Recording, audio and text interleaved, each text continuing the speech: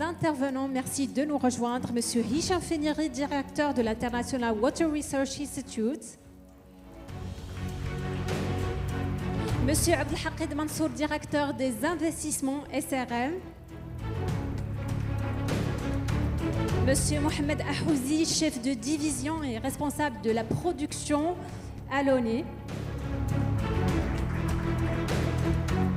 J'invite aussi Madame Oumaima Khalil Fenn, présidente de Youth for Climate Morocco. Nous avons également Madame Alaouri Meriem du Centre national à la Direction générale de la météorologie.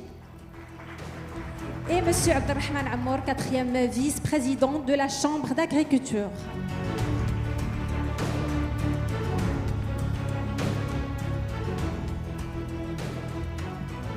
Venez vous.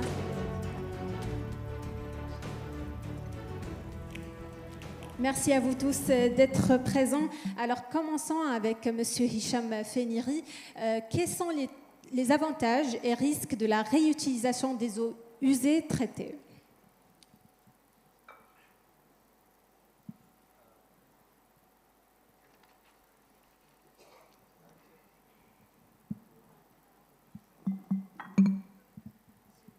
Test. So, well, thank you very much for the invitation. You're welcome. Pleasure to be with you today. So, are there any risks associated with the use of wastewater? So, the short answer is no. It all depends on how you treat this water. And so we have roughly, if I can talk about, for example, OCP Green Water, they're aiming to produce about 60 million cubic meters of recycled water, notably from the cities of Jdida, Casablanca, Asfi, Ben Guerir, and soon Marrakesh as well. So this water, when it is subjected to the appropriate steps for pre-treatment, does not pose any danger for even for drinking water. But in Morocco, we're not there yet. I think we are looking at using this treated water in agriculture, and even then, it's not yet approved. It's used dans les espaces verts currently in the cities. But ultimately, this is a resource that could be used in agriculture. But even if we recycle all the water that we use in Morocco today, in the cities and villages in Morocco, it still represents a very small fraction of what is needed in agriculture. It's probably, I mean, if we're very optimistic, and if we can recycle all the waters of all the cities and households, we're not going to exceed 1 billion cubic meters. And the need currently for agriculture, for a thriving, growing agriculture in a country like Morocco, where there is plenty of land that is still unexploited today, the need is upward of 18 billion cubic meters. So it's really a small fraction. So if we want to think about solutions for agriculture, we have to go beyond the recycling of that water. Although it is necessary, it is a cultural change that we have to adopt in our country, and that will at least alleviate some of the pressure that we have currently in the cities. Let's talk now about the successful projects. Do they exist in Morocco?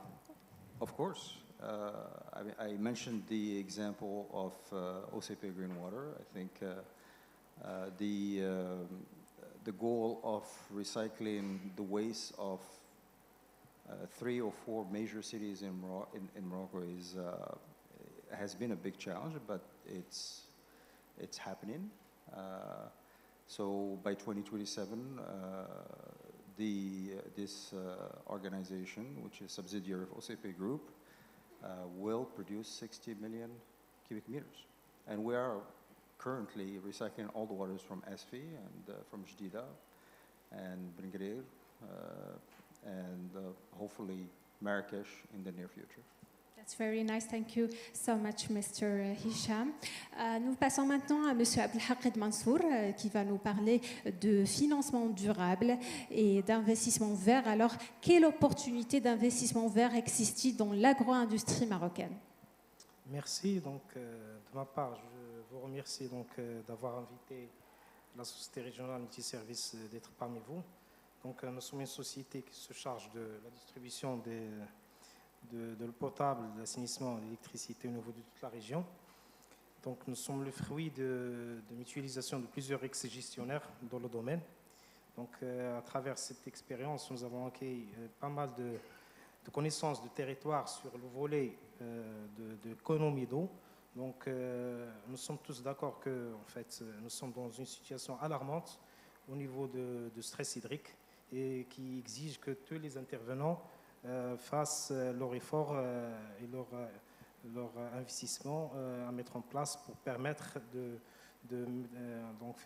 d'épargner notre région d'une, en fait, je dirais même une catastrophe au niveau de cette situation d'eau potable.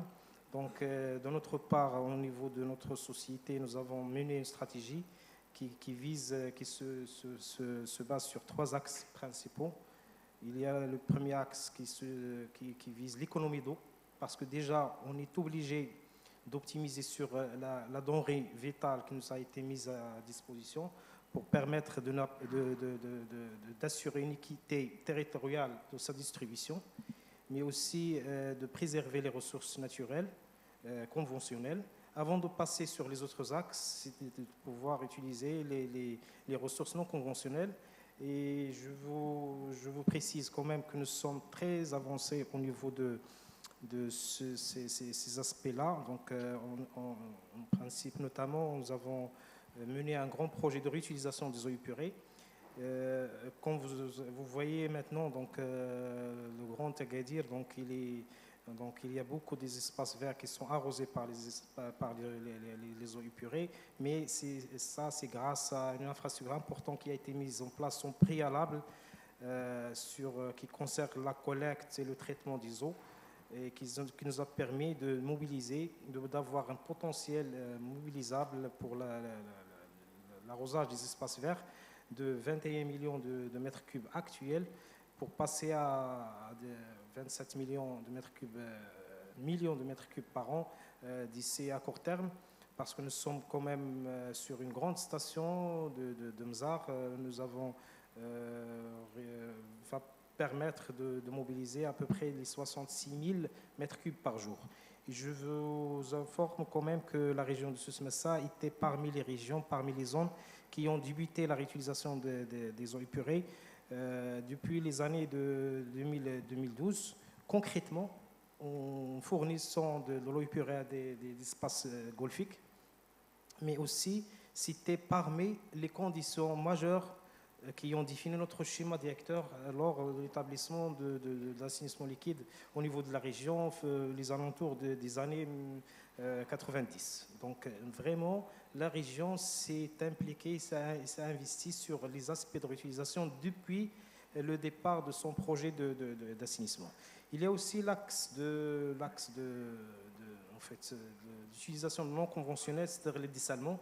Nous sommes quand même, la SRM, dont le ministère de l'Intérieur nous a confié la maîtrise d'ouvrage déléguée d'un projet ambitieux de 3 milliards de dirhams qui concerne la réalisation de 203 monoblocs au niveau du territoire national pour une capacité qui dépasse 1300 litres par seconde. Et dans la région de Souss Messa, donc, nous avons pu réaliser les 28 stations, que ce soit dans un premier programme ou que ce soit dans un deuxième programme, pour une capacité de 340 litres par seconde. Donc vraiment, la diversité de cette offre non conventionnelle est vraiment mise en application et en concrétisation.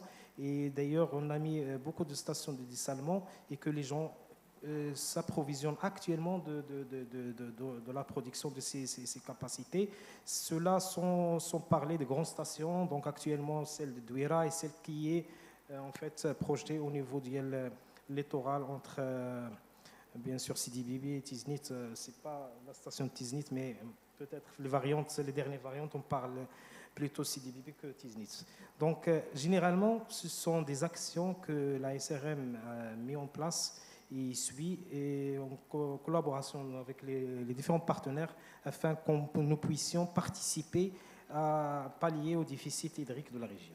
Merci beaucoup, Monsieur Id Mansour. Je me tourne maintenant vers vous, Monsieur Ahouzi, et je vous laisse faire votre intervention.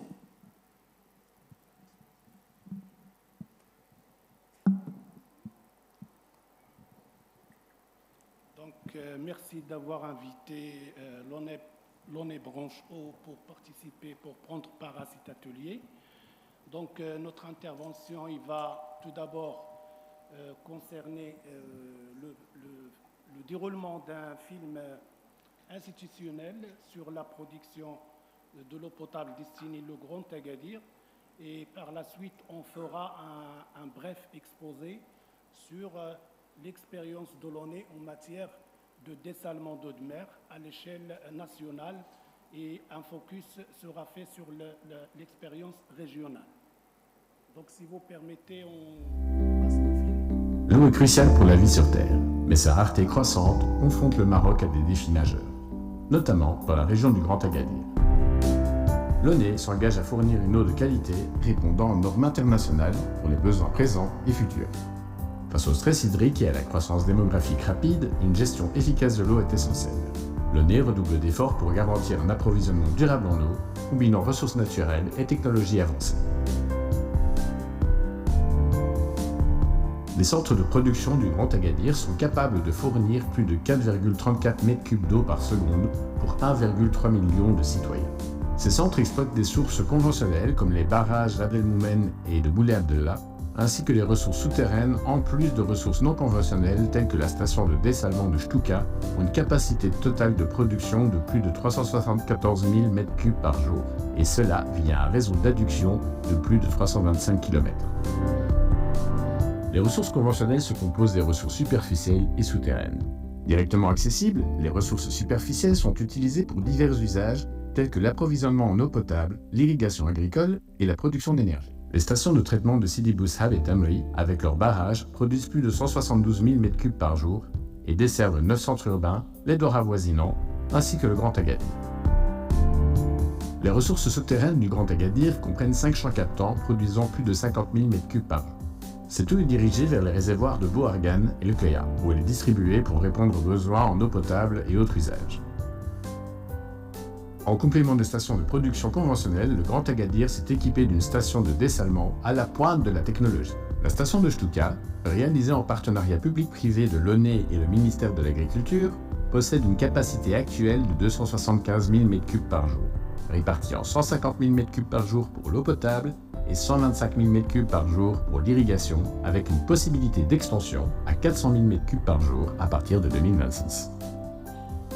Mise en service fin janvier 2022, pour un coût total des travaux de 4,4 milliards de dirhams, cette station fonctionne avec le procédé de l'osmose inverse. Cette technologie membranaire de pointe garantit une purification efficace de l'eau, éliminant impuretés et saumures pour une production à grande échelle qui couvre 65% du besoin d'eau potable dans la région du Grand Agadir.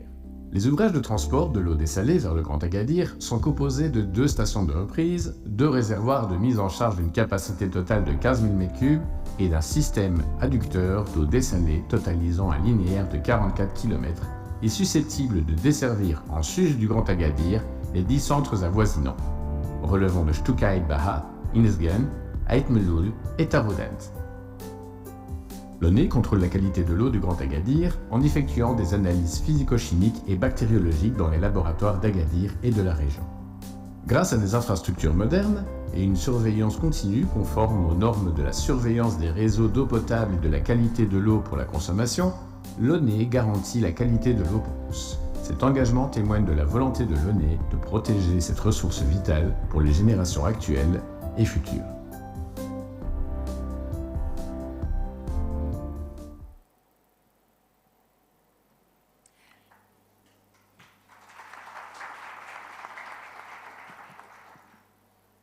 Donc voilà, si vous permettez, on va passer maintenant à l'exposé. Donc je demande de défiler le premier slide. Donc concernant tout d'abord les ressources en eau, on va parler comme j'ai dit, de l'expérience de l'ONE à l'échelle en matière de dessalement. L'Office national de l'eau potable, en tant que producteur national, il a une longue expérience en matière de dessalement. On a déjà commencé en 1977 avec la première station au niveau de Bouches d'Or, dans les provinces sahariennes. Et après, il y a une série de stations qui ont été conçues et réalisées à l'échelle de ces provinces. Et puis, cette action s'est étendue au reste du territoire national. Et aujourd'hui, il y a la grande station qu'on a vue dans le film qui dessert, c'est la station de Douira, qui a été réalisée dans le cadre d'un partenariat public-privé avec un coût global de 4,4 milliards de dirhams. Il dessert, c'est une station mutualisée dont la capacité de production actuelle avoisine les 100 millions de mètres cubes par an. Elle dessert le Grand Agadir pour tous et les centraliers pour tout ce qui est matière d'eau potable, avec une capacité journalière de 150 000 mètres cubes jour. Et également, il répond aux besoins d'irrigation de 1500 hectares dans le périmètre du Ch'touka. Donc, pour la raison d'être d'un tel ouvrage, bien sûr, c'est que à l'échelle nationale, nous avons une raréfaction des ressources conventionnelles qui sont de moins en moins induites, bien sûr, par la sécheresse qui perdure. Nous vivons actuellement la 8e année consécutive de sécheresse qui impacte, bien sûr, les ressources superficielles. Le taux de remplissage de nos barrages date d'aujourd'hui est au voisinage de 30%. À l'échelle de la région, nous avons à peine moins de 16% comme taux de remplissage. Également, ces ressources sont impactées par la surexploitation des nappes souterraines, qui normalement devaient être gardées comme des ressources stratégiques. Et nous avons également un autre problème, c'est une répartition inéquitable des ressources. Déjà, les ressources au niveau territoire national, nous avons plus de 50% des ressources qui sont, disons, localisées, qui sont reçues par à peine 7% du territoire national. Donc, ce fait, il impacte également le reste des bassins versants qui ne reçoivent pas les quantités nécessaires pour avoir l'équilibre entre l'offre et la demande. Donc, également, il y a le littoral qui connaît une activité industrielle et économique intense qui nécessite bien sûr plus d'eau que le reste du territoire national. Tous ces facteurs font que, date d'aujourd'hui, nous sommes pratiquement au seuil du stress hydrique au niveau national, c'est-à-dire qu'on est aux alentours de 600 mètres cubes par habitant par an. Donc tout cela, cette situation impose de penser désormais aux ressources non conventionnelles pour faire face aux besoins d'eau potable et d'agriculture en même temps.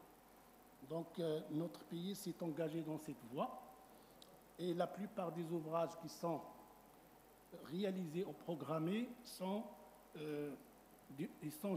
mutualisés, c'est-à-dire qu'ils répondent aux besoins d'eau potable et en même temps à l'irrigation. Donc, bien sûr, le programme, on va toucher un mot sur le programme national d'approvisionnement en eau potable et d'irrigation 2020-2027, qui est quand même la feuille de route qui est tracée par le gouvernement pour répondre aux besoins et suivre la planification de réalisation des projets. Donc, si une enveloppe budgétaire globale de 143 milliards de dirhams est réservée à ce programme, qui est axé sur plusieurs piliers, c'est tout d'abord le développement de l'offre, c'est-à-dire la mobilisation et l'équipement et la réalisation de nouveaux barrages, de nouvelles stations pour permettre de booster l'offre en matière d'eau. Également, la gestion de la demande en deuxième axe. Ces gestions de la demande, ils visent notamment à améliorer et à optimiser l'utilisation des ressources disponibles pour les valoriser davantage.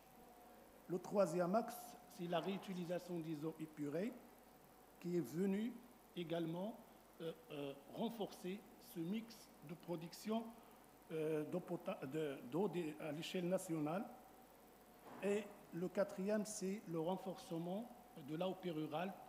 Et dans ce cadre, l'Office avait réalisé un programme de généralisation de l'AOP qui a touché pratiquement toutes les provinces du Royaume et qui a permis quand même d'atteindre des taux d'accès à l'eau potable au milieu rural qui sont très importants. À titre d'exemple, au niveau de la région Souss-Massa, nous dépassons les 95% comme taux d'accès pour les douars et les populations rurales. Bien sûr, il y a également un aspect communication, ce genre de cet atelier, bien sûr, qui fait qu'on doit communiquer sur ce programme, on doit expliquer les tenants et les aboutissants et également l'état d'avancement de ce programme. Je reviens maintenant à quelques chiffres pour l'ONE, en tant que producteur national. Donc, les chiffres de 2024, à titre d'exemple, nous avons une capacité de production de 7,5 millions de mètres cubes par jour. La production, elle est de 1374 millions de mètres cubes par an, mais la grande partie de cette production, c'est des ressources superficielles. Donc, le dessalement, jusqu'à date d'aujourd'hui, ne représente que 13%. Le reste, environ 20%, c'est des ressources souterraines. Je parle bien sûr de volet eau potable. Nous avons un rendement global des addictions que nous exploitons, parce qu'il faut noter que depuis 2024 déjà, l'Office ne s'occupe plus que de la production. Les aspects distribution et assainissement sont devenus, de par la loi, du ressort des sociétés régionales multiservices. Donc, globalement, nous avons à l'échelle nationale 113 stations de traitement, dont 13 stations de dessalement. Donc, l'expérience de l'ONE, j'en ai parlé tout à l'heure, on a commencé petit à petit depuis les années 1977-76 et date d'aujourd'hui, nous avons fait du chemin. Il y a une expertise qui est acquise par l'Office en matière de construction, en matière de conception, en matière d'exploitation et de maintenance, additionnée à une veille technologique et institutionnelle dans ce domaine. Donc, date d'aujourd'hui, l'Office se considère comme le fer de lance de notre pays dans le domaine de dessalement de l'eau de mer et des eaux saumâtres. Donc, les techniques de dessalement sont connues. Il y a des procédés thermiques. Slide suivant, s'il vous plaît. Il y a des procédés thermiques tels que la distillation et la congélation. Il y a les procédés membranaires, notamment l'osmose inverse, qui est très répandue et qui est utilisée au Maroc d'une façon presque généralisée. Donc, c'est une technique qui a fait ses preuves et il s'adapte aux conditions économiques et d'énergie à l'échelle nationale. Et également, il a été développé à l'échelle internationale de façon très, très avancée par rapport aux procédés thermiques. Donc, c'est une technique qui consiste à produire de l'eau potable par osmose inverse en utilisant des pompes haute pression qui sont exercées sur l'eau de mer et pour pouvoir isoler à travers des membranes semi-perméables pour permettre d'isoler l'eau douce des sels. Donc c'est ça le principe générateur. Et de là, on réalise des stations. Bien sûr, ça c'est le cœur de traitement. Bien sûr, il y a des ouvrages. Chaque station de traitement, il doit avoir un ouvrage de prélèvement en mer, il doit avoir des systèmes de filtration, de microfiltration, avant d'arriver à l'osmose inverse. C'est la même technique qu'on utilise au niveau de la station de Douira, Chtuka. Elle est très efficace. Et même au niveau de l'énergie, nous avons quand même un taux de consommation qui est assez bien. Il est de 2,76 kWh par mètre cube.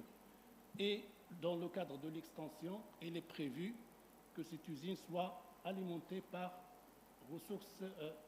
les ressources renouvelables. Donc, à l'échelle nationale, il y a une production globale date d'aujourd'hui, 331 millions de mètres cubes par an, avec donc 16 stations classiques, 320 millions, et 42 stations monoblocs. Bien sûr, il y a tout un projet de réalisation d'autres stations, notamment celle qui est prévue au niveau de la région de Sousse, celle de Tiznit. C'est une station également mutualisée et qui va produire aux alentours de 300 millions de mètres cubes par an. Il y a la grande station de Casablanca, 300 millions de mètres cubes par an qui est en cours de réalisation.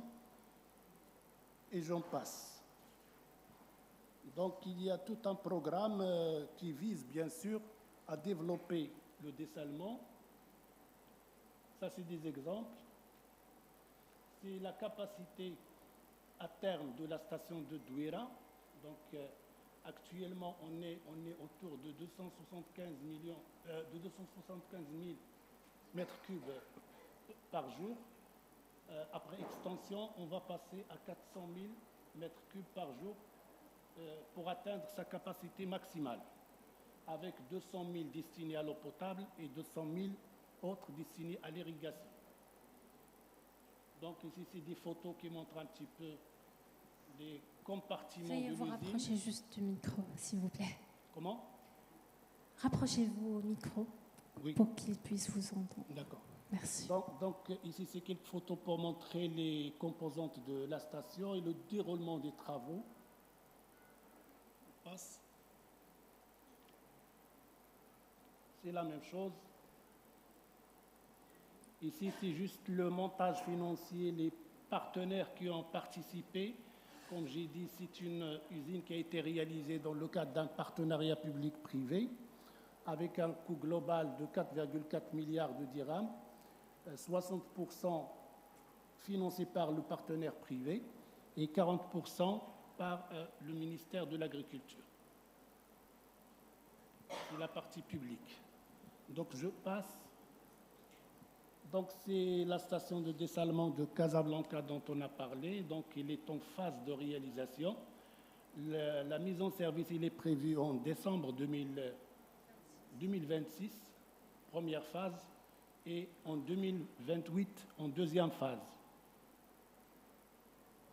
Ici, c'est pratiquement l'objectif national, c'est d'atteindre d'ici 2030 2,7 milliards de mètres cubes par an, avec 1,34 milliard destinés à l'eau potable et un autre 1,34 milliard destinés aux usages autres que l'eau potable. Donc voilà, donc l'expérience elle est probante. Il faut la développer davantage. Il faut développer les partenariats publics-privés pour aller de l'avant en matière de dessalement, qui est, à notre point de vue, la seule voie pour éviter les impacts du stress hydrique. Merci. Merci à vous, Monsieur Ahouzi. Vous avez bien répondu à mes questions en avance. Et parlons maintenant de jeunesse avec Madame Oumeima Khalil El-Fon. Alors, comment les jeunes peuvent-ils participer concrètement à la gouvernance de l'eau? Bonjour toutes et tous. Merci d'avoir invité la jeunesse pour un tel panel, un tel sujet qui est plus un sujet technique, ça devient un sujet existentiel, un sujet social, un sujet profondément politique et un sujet de gouvernance, de souveraineté. Quand on parle de l'eau, on parle de vie, mais il faut parler aussi, parfois on a l'impression de parler beaucoup de chiffres, volume, mètres cubes, infrastructure, mais on ne parle pas de notre liaison avec. Le lien, c'est le lien existentiel, il lie notre existence. Et dans son absence, on va obtenir que de vulnérabilité des territoires, de communautés, de jeunesse et surtout de jeunesse future. Avant de répondre à votre question, il faut s'interroger alors comment nous sommes-ils arrivés à cette situation-là. Bien sûr, on a plusieurs formes de pénurie d'eau. On a une pénurie hydrique climatique due au dérèglement climatique international, mondial, et aussi on a une pénurie hydrique structurelle, institutionnelle, de gouvernance aussi. Aujourd'hui, il faut être audacieux et honnête de faire interroger nos choix, nos modèles, notre liaison avec l'eau. Parce qu'il n'est plus question d'une liaison technique, de technicité, mais c'est une liaison sociale, c'est une liaison de stabilité sociale. Dans un passé très proche, on parlait de qui détient l'énergie, détient le pouvoir. Aujourd'hui, il y a un changement radical vu la tendance internationale vers tout ce qui est green, vers tout ce qui est énergie renouvelable, hydrogène vert, etc. Alors, on va dire que qui détient l'eau détient le pouvoir et qui détient une jeunesse consciente, une jeunesse incluse, détient le pouvoir. Pourquoi la jeunesse doit être inclue d'une façon très honnête, d'une façon rassurante? Parce que je dis toujours que les jeunes ont un potentiel de 5 P. Alors, premièrement, ils ont de la passion. Aujourd'hui, les jeunes, avec leur rôle, ils peuvent être un catalyseur de changement. Avec leur adaptation, leur persévérance, leur conviction à les choses. Et la preuve, aujourd'hui, je vois la salle avec plus que 50% de jeunes qui assistent. Alors, on voit qu'aujourd'hui, la question de l'eau, la question de dérèglement climatique n'est plus une question élite, n'est plus une question d'experts, de techniciens, d'ingénieurs, ça devient une question de société. Et le deuxième P, c'est la proactivité. Aujourd'hui, les jeunes ont fait une preuve de proactivité face aux tout défis qui émergent dans la société.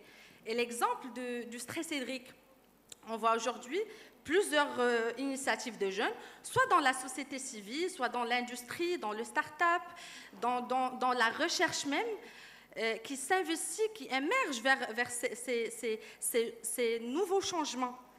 Et le troisième P, c'est le partenariat.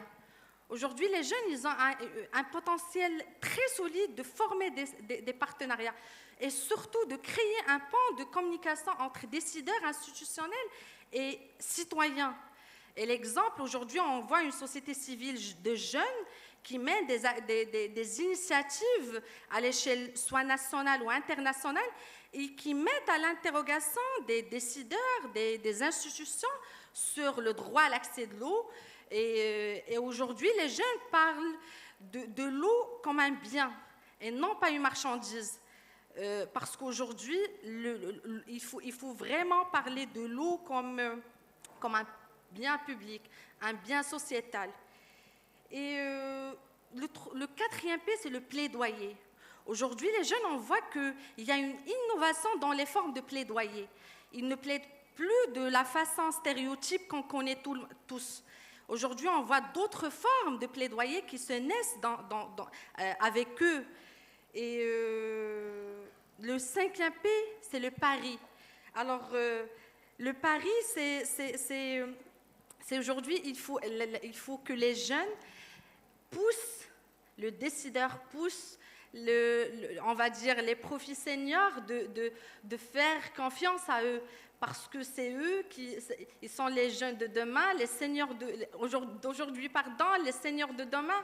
Alors, c'est la relève. Alors, avec tout ce potentiel aujourd'hui, il y a une nécessité cruciale d'intégrer les jeunes, leur inclusion dans la prise de décision, le processus décisionnel et surtout dans une thématique qui est une thématique sociétale aujourd'hui. Merci, Madame Oumeima. Je reviens vers vous, Madame Fatema Abourik. Alors, comment l'agence du bassin hydraulique intègre-t-elle la participation des jeunes dans ces projets, vu qu'on parle de jeunesse? Oui, merci. Effectivement, comme a dit ma chère collègue, aujourd'hui, la jeunesse est au cœur de développement social, de l'activité au niveau de notre région.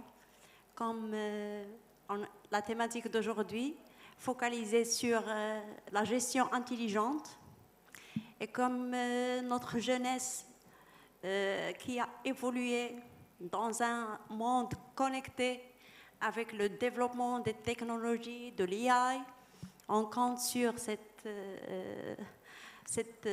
comment dirais-je, ce patrimoine pour aller de l'avant. Au niveau de l'agence du bassin, on focalise nos efforts sur tout ce qui est formation, communication, sensibilisation. On organise chaque année, dans notre budget, on réserve un plan d'action de sensibilisation, communication au niveau des écoles. On organise des événements où on intègre les écoles, étant donné c'est la pépinière de notre jeunesse, pour les sensibiliser sur l'importance de l'eau, faire connaître c'est quoi l'eau, d'où elle vient, qui l'utilise, pour quelle fin, les problématiques qu'on rencontre et notre vision à venir. On parle de tous ces niveaux-là, mais aussi on sensibilise en termes de qualité, en termes pour les barrages, on fait de la sensibilisation pour les risques de noyade et on essaye de participer vivement à tous les événements au niveau des écoles, mais aussi à notre volet qui concerne plutôt la recherche scientifique. On a noué plusieurs partenariats avec l'Université Ibn Zor, avec l'Institut agronomique, où on mène des projets en partenariat avec eux qui visent tous soit au volet gestion de la demande en eau ou développement de l'offre et des nouvelles technologies. Merci Madame Abourik. Je me tourne maintenant vers vous, Madame Myriam Alaouri du Centre national du climat. Alors, comment la modélisation climatique permettait d'anticiper les sécheresses et d'aider les agriculteurs à mieux planifier leur culture? Merci Madame. Donc, mon intervention sera sous forme de présentation. Donc, on change de place, si vous permettez. Merci de prendre.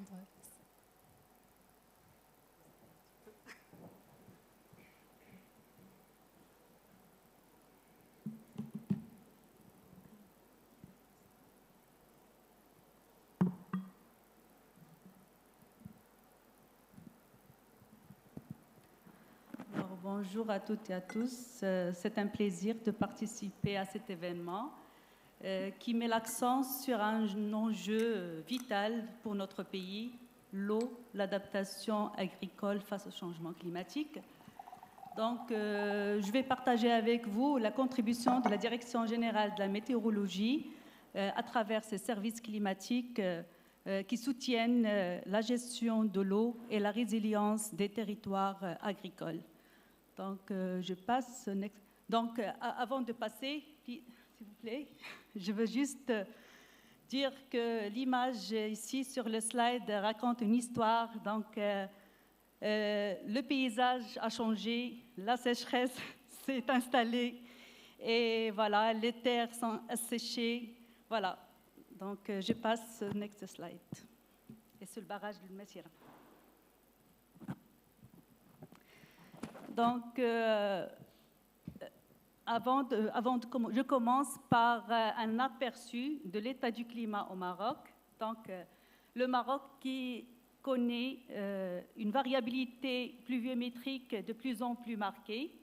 Alors, les précipitations, l'année agricole, je dirais, ou hydrologique, 2023-2024 est la plus sèche depuis les enregistrements dont on disposait, avec un déficit de 46,6% par rapport à la moyenne climatologique. Et, bon, le nombre d'années sévèrement sèches, donc avec un déficit qui est supérieur à 20%, a pratiquement triplé par rapport aux années 1960. Donc, ces chiffres montrent que la sécheresse n'est pas un épisode ponctuel, mais c'est une tendance qui est structurelle. Voilà, côté temps... Passe, s'il vous plaît, passez, s'il vous plaît. C'est bon? OK, merci. Alors, côté température, donc, les dernières années ont été les plus chaudes depuis la période pré-industrielle. Et des projections futures aussi montrent qu'il y a une augmentation de plus 2 degrés à plus 5 degrés d'ici 2100 selon les scénarios. Donc, ce qui impactera nos secteurs socio-économiques et bien évidemment notre agriculture. Voilà. Donc, je passe. En parallèle, il y a aussi, nous observons une multiplication des phénomènes extrêmes. Donc, on parle de la sécheresse, mais on parle aussi d'une intensification des inondations et aussi des vagues de chaleur qui sont de plus en plus intenses et fréquentes. Alors, ce qui a un impact majeur sur tout ce qui est secteur clé et des populations aussi. Donc, on a une vulnérabilité accrue de l'eau, de l'agriculture, de la santé, etc. Donc, ce qui montre que c'est nécessaire de développer des outils innovants d'aide à la décision qui intègrent l'information climatique avec l'information sectorielle pour pouvoir renforcer notre résilience face à ces défis majeurs du climat. Voilà. Donc, je passe, s'il vous plaît. Donc, pour répondre à ces défis, à la Direction générale de la météorologie, nous adoptons une approche intégrée que nous appelons la chaîne de valeur des services climatiques et qui commence de la donnée à la décision.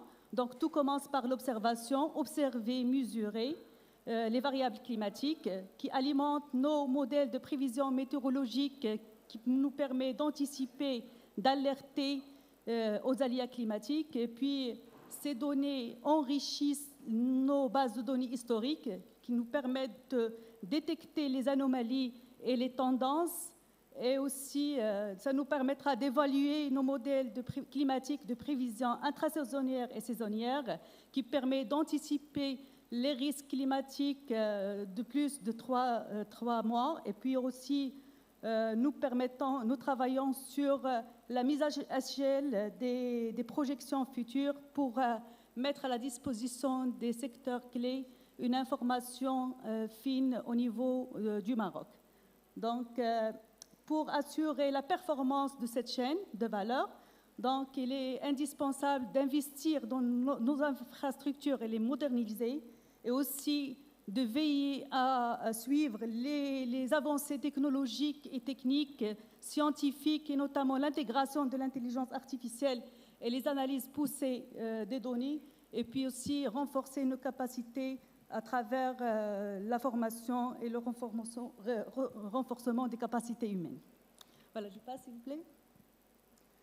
Donc, voilà, donc, les services fiables reposent sur une donnée qui est fiable aussi. Donc, la DGM dispose d'un réseau de stations automatiques de plus de 433 stations automatiques avec 56 stations avec personnel.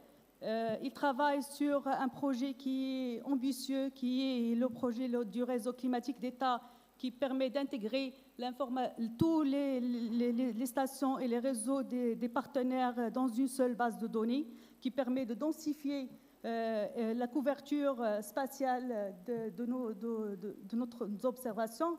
Et puis, il y a aussi, nous veillons à assurer la fiabilité des données à travers l'étalonnage des capteurs, des instruments. Et la DGN dispose d'un laboratoire de métrologie qui est important, qui permet d'assurer la donnée la plus fiable possible. Et on a aussi, pas uniquement les stations automatiques, mais aussi les radars météorologiques qui sont très importants concernant le suivi des épisodes pluvieux et aussi tout ce qui est, on a passé à la 3e génération de satellites Météosat, donc pour suivre effectivement toute la circulation atmosphérique. Voilà, donc je passe.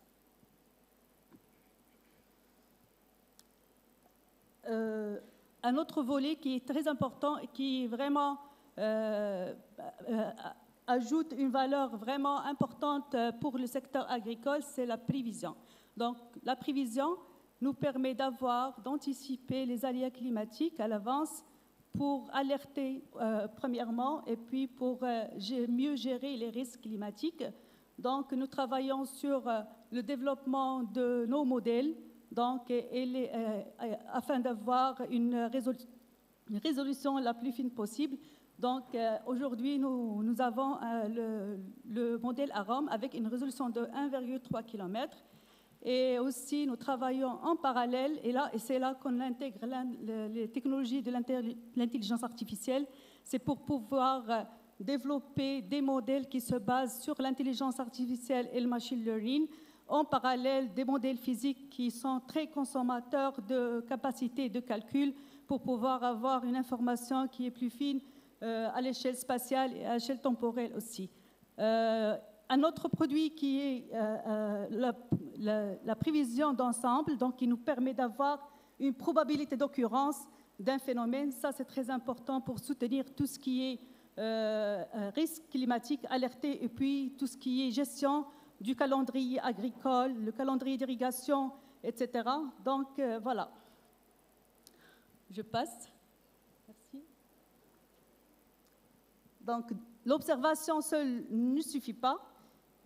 Et nous devons la spatialiser, la contextualiser les données pour pouvoir être utile à l'échelle de la décision locale. Donc, nous travaillons sur le développement d'un volet qui permet d'avoir une donnée spatialisée de bonne qualité des différentes variables climatiques. Et c'est le cœur d'un système co-développé avec le ministère de l'Agriculture, qui est CGMS Maroc, next slide please, qui permet d'intégrer l'information spatialisée dans un système intégré avec les statistiques agricoles, avec les données satellitaires, pour pouvoir suivre la situation hydrique de la campagne en cours et avoir tous les indicateurs statistiques qui résultent de toutes les analyses des bases de données qui sont intégrées dans le système. Et c'est un système qui est interactif, dynamique, avec un dashboard, avec des graphiques d'évolution et sur une grille fine et avec les différents découpages administratifs et les agrégations possibles. Donc ce système il est utilisé pour l'alerte précoce à la sécheresse. Il intègre des indicateurs et des indices de sécheresse adaptés au contexte marocain. Il permet le suivi agricole.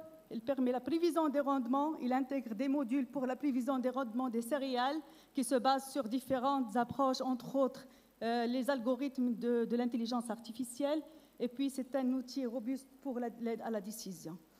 C'est un système qui est opérationnel. Et parmi les améliorations qui ont été faites pour ce système, c'est l'amélioration de la spatialisation de la pluviométrie, qui est vraiment la variable qui est irrégulière et qui représente une variabilité spatiale et temporelle assez importante.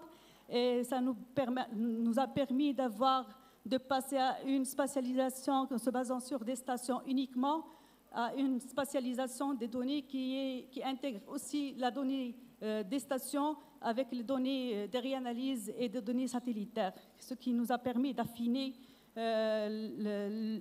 la situation, d'affiner la résolution et le captage de la situation pluviométrique. À l'échelle quotidienne, ça c'est un défi. Voilà. Donc, next please. Nous contribuons aussi pour tout ce qui est gestion de l'eau à des études d'impact des changements climatiques sur les bassins hydrauliques. Alors, on a fait plusieurs études avec les agences du bassin, notamment Omar Bey, Bourgreg, Chaouia, Soussma Sadara. Et ça, nous avons contribué par la descente d'échelle au niveau du barrage en mobilisant nos expertises et nos modèles de descente d'échelle dynamique et statistique au niveau de la DGM. Voilà, c'est ça, ça nous permettra d'anticiper les risques futurs et orienter toutes les stratégies et les plans d'adaptation. Donc, je pense que c'est mon dernier slide, ou avant-dernier slide. Donc, mon message, c'est la clé, c'est de co-construire des solutions innovantes avec les différents secteurs socio-économiques, avec les agriculteurs, avec les gestionnaires de l'eau, avec les gestionnaires de l'énergie. Donc, c'est d'écouter le besoin spécifique et d'adapter nos services aux besoins spécifiques pour aider à une meilleure gestion et à une meilleure décision par la suite. Voilà. Donc, next. Yes.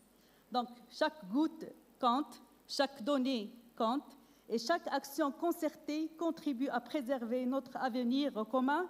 Et je termine ma présentation par pourquoi les jeunes? Les jeunes parce que les actions que nous faisons maintenant, ce sont les jeunes qui les subiront dans le futur. Et merci beaucoup, Madame Mariam, pour cette enrichissante présentation. C'était vraiment très intéressant. Pour conclure avec vous, Monsieur Abdelrahman Ammour, alors, quelles initiatives concrètes ont déjà montré des résultats au Maroc?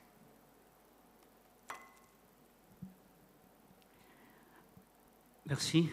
Bismillah ar-Rahman ar-Rahim. Salatu salam ala ashraf al-mursalin. Tout d'abord, permettez-moi de vous remercier, organisateurs, de m'avoir invité à cette conférence internationale, sans que je le sache. Hein? Je suis également ravi de voir plusieurs personnalités ici présentes. Malheureusement, la salle s'est un peu vidée. Et je n'ai pas préparé d'intervention, mais j'ai pensé à la thématique de la session. Vous avez évoqué dans le titre de la thématique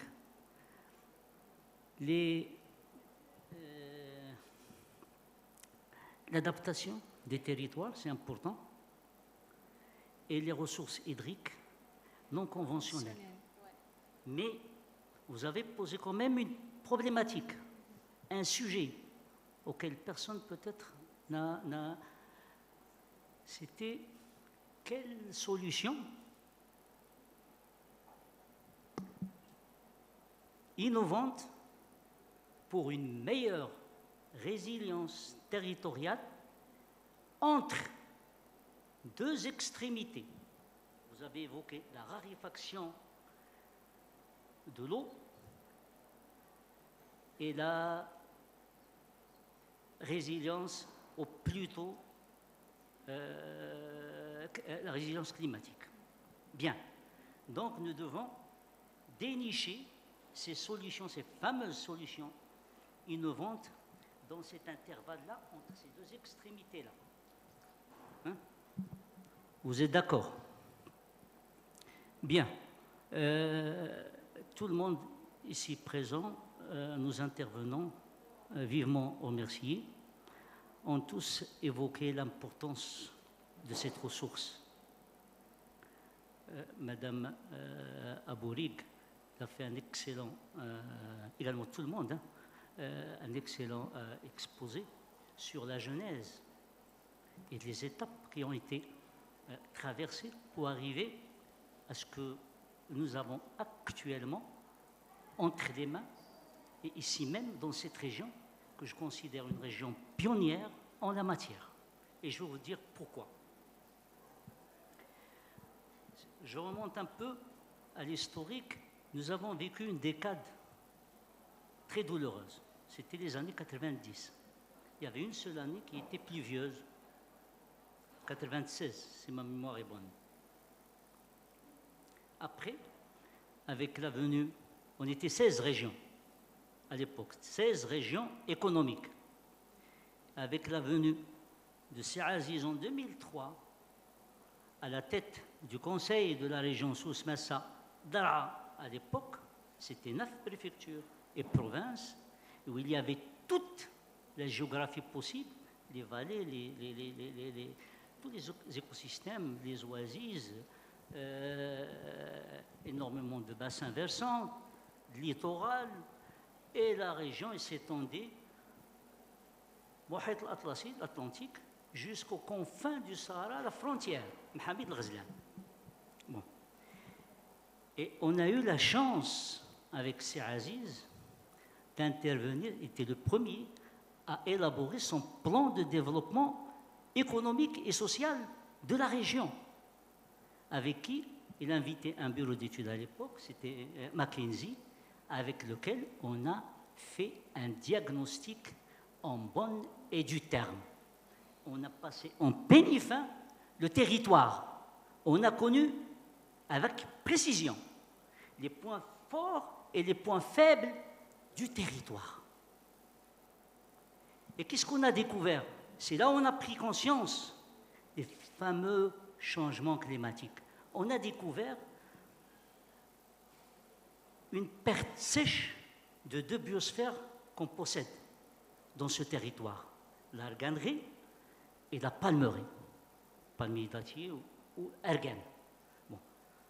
Une perte vraiment importante, sèche, comme je vous ai dit, 2/3 de ce patrimoine foutu en l'air. Heureusement que cette perte sèche a été opérée au niveau de la densité et non pas au niveau de la superficie.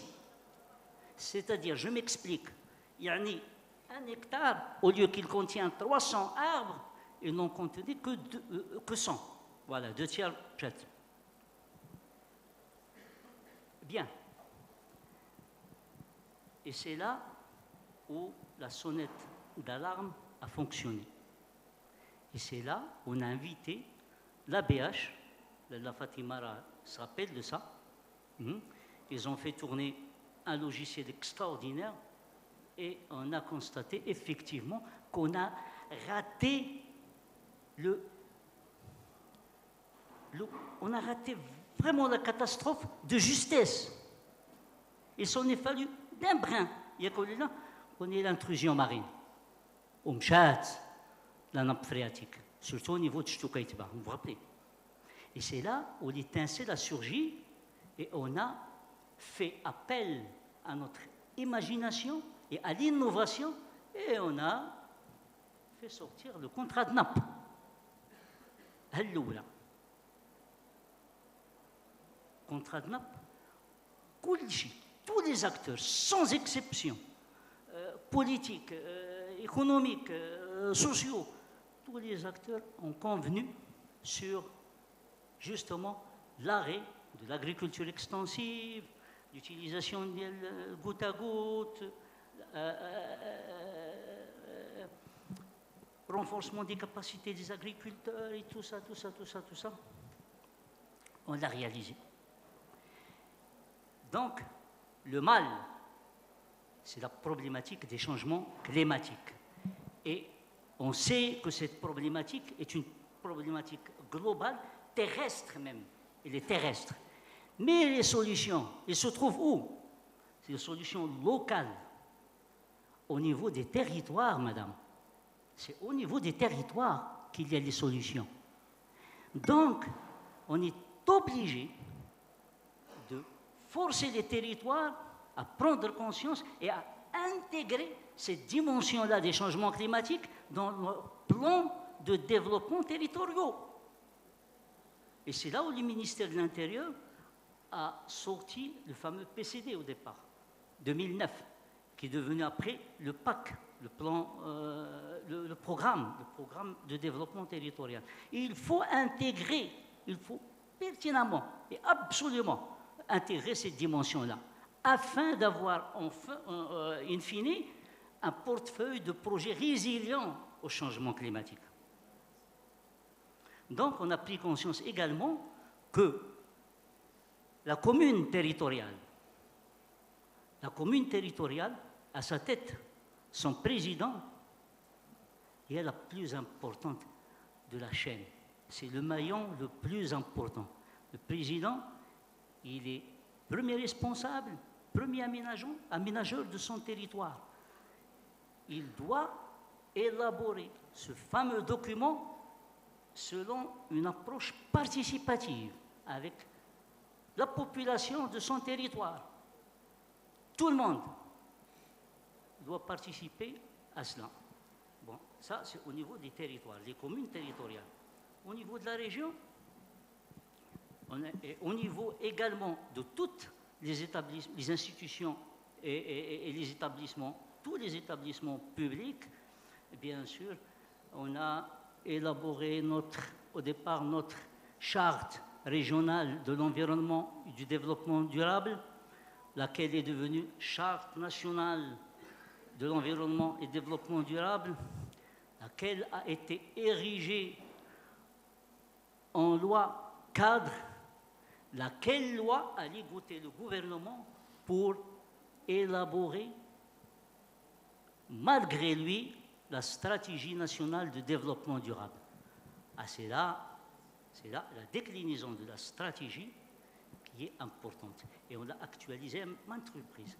On a fait le nouveau modèle de développement, les territoires, tout. Il a été actualisé et mis à jour.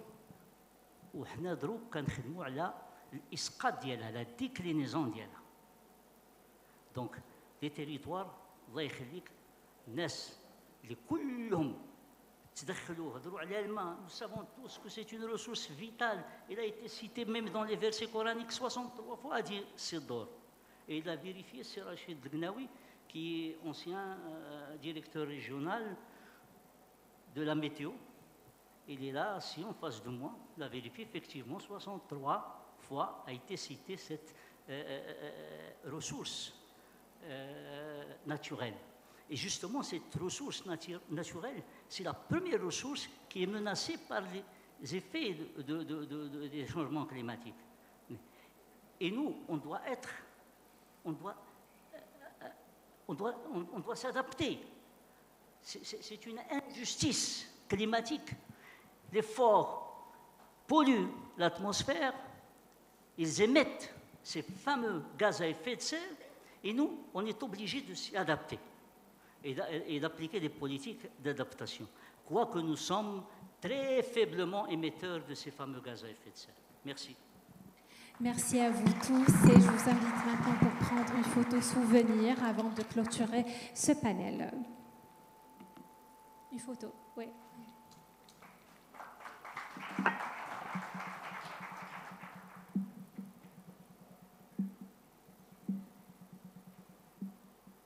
Donc, ce panel a montré que la